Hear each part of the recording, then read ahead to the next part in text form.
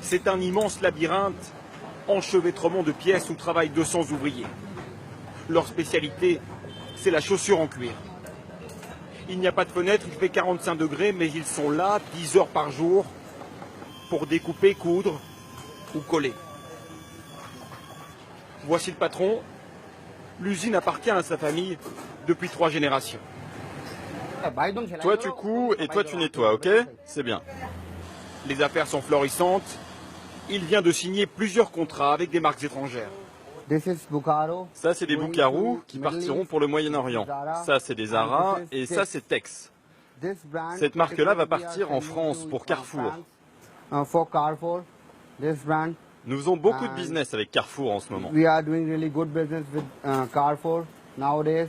Il leur vend chaque chaussure 2 € en moyenne, un prix imbattable.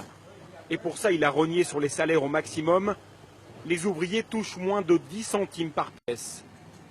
Et tous ne sont pas en âge de travailler. Ne le filmez pas celui-là, parce qu'il n'a pas encore vraiment 18 ans.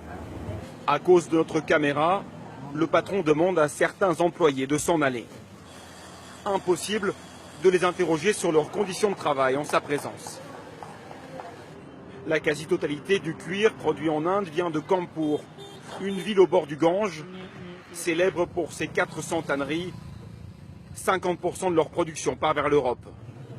Devant ces tanneries, justement, s'amoncellent des centaines de barils de produits chimiques, indispensables pour la production du cuir. Acide sulfurique, acide formique, chrome et même arsenic. Tous sont extrêmement dangereux. À l'intérieur, des centaines d'ouvriers manipulent ces produits. Au milieu des peaux de bêtes, bleutées à cause du chrome. Parfois, ils ont quelques protections et parfois rien du tout. Et le patron n'y voit aucun problème. Nous n'avons rien remarqué chez aucun travailleur. La plupart de ces ouvriers sont ici depuis plus de 20 ans et je n'ai reçu aucune plainte ou autre. Pourtant, après avoir passé quelques heures dans l'usine, les langues se délient. Des employés nous parlent de leurs problèmes. Ils souffrent d'infections aux yeux, de maladies de la peau, d'allergies. Il y a de l'acide dans cette eau, mais le pire c'est quand ils ajoutent un autre produit chimique qui nous donne des champignons.